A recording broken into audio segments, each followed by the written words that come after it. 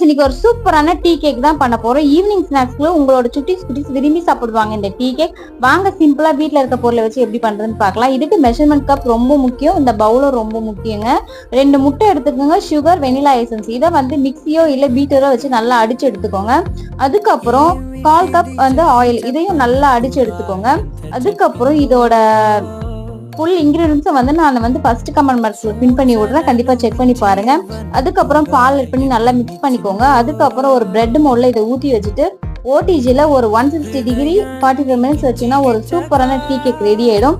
நான் கம்மியான குவான்டிட்டி தான் இந்த கேக் பண்ணியிருந்தேன். சாப்பிட அவ்வளோ ஒரு டேஸ்டா இருக்கும். உங்களோட குழந்தைங்க விரும்பி சாப்பிடுவாங்க. நான் பேக்கரியில சாஃப்டா இருக்கிறதுக்கு ஜெல்லு அது இதுன்னு யூஸ் பண்ணுவாங்க. நான் ஜெல்லு எதுவுமே யூஸ் பண்ணவே இல்லை, பேக்கிங் சோடாவும் யூஸ் பண்ணல. ரொம்ப சிம்பிளா எளிமையா இந்த கேக் பண்ணியிருக்கேன். உங்களோட குட்டீஸ்க்கு ரொம்ப பிடிக்கும். கண்டிப்பா இதை ட்ரை பண்ணி பாருங்க. நம்ம வீடியோவை சப்ஸ்கிரைப் பண்ணிக்கோங்க.